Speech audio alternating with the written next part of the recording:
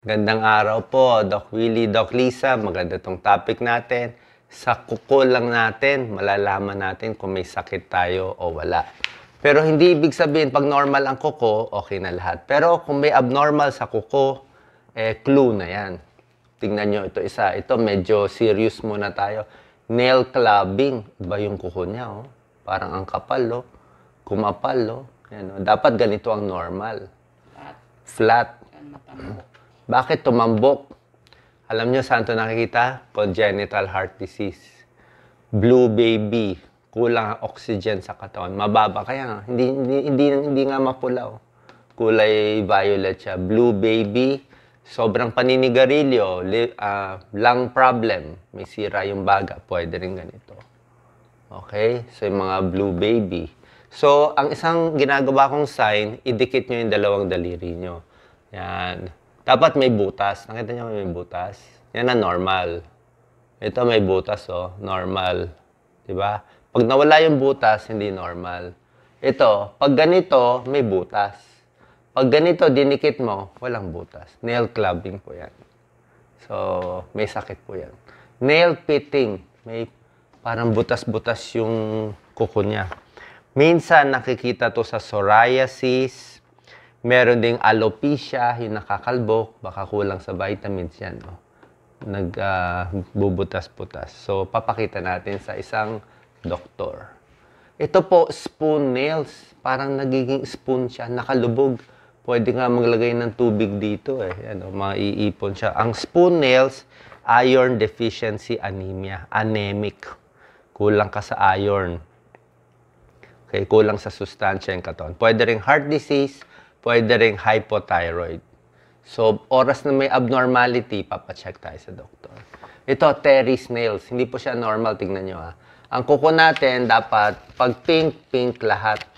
Tingnan mo siya, oh. 3/4 ay puti. Ito lang ang pink. 3/4 puti. Bakit? Nagkakaedad. Isa to. Pag nagkakaedad, pwede rin naman may sakit. Liver problem, heart failure, kidney failure, or diabetes. Basta nagkakaedad. Baga sa puno, yung mga sanga-sanga, medyo hindi na ganun ka-ganda. Ayan, namumuti. Ito naman mga ridge. Ito mga ridge. Ibig sabihin, nagkakaroon ng uka. Bakit biglang nagkakauka itong kuko? Ibig sabihin kasi, ang kuko natin, let's say 6 months to tumubo.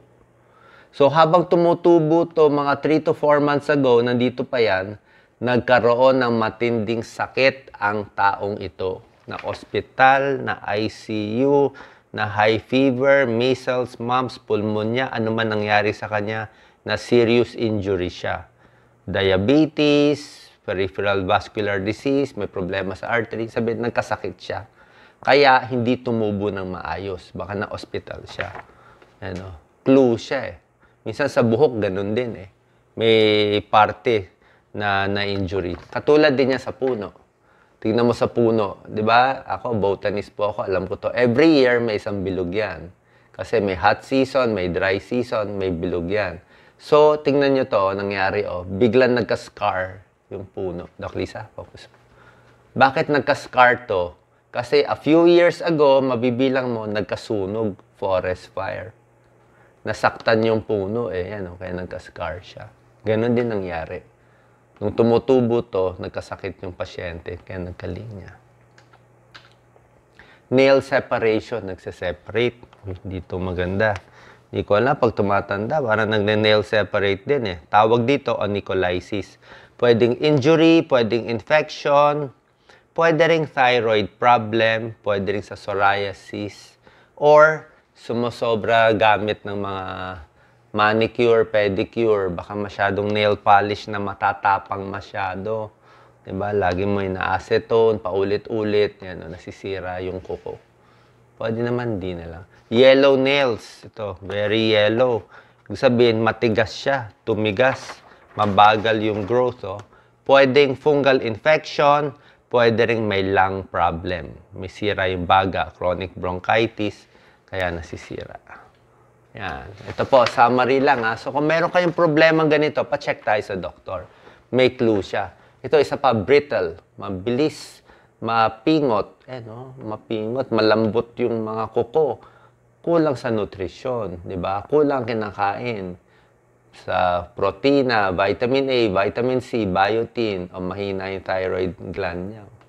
Yellow nail, sinabi ko sa inyo, di ba? Baka may fungal infection, o baka may mga ibang sakit, diabetes, psoriasis, thyroid problem. Ito yung nagkabutas-butas, nail pitting, depression, sinabi ko na sa inyo, di ba? Ito yung sakit, psoriasis. Ito naman, pwedeng may vertical ridge. Tignan niyo kuko niyo, medyo common to. Vertical na parang ridge o horizontal. O nakaangat. Oo. Pwedeng may vitamins na kulang. Pwedeng zinc deficiency, baka may vitamins na kulang, kulang ka sa iron, nagkakaedad, pwede rin yan, o baka may mga sakit.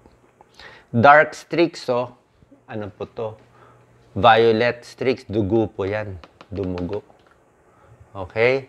Finally, ito po, ingrown. Alam niyo naman na ingrown, ha? Pakita mo, Doc Lisa. Ayan. Ito, fungus.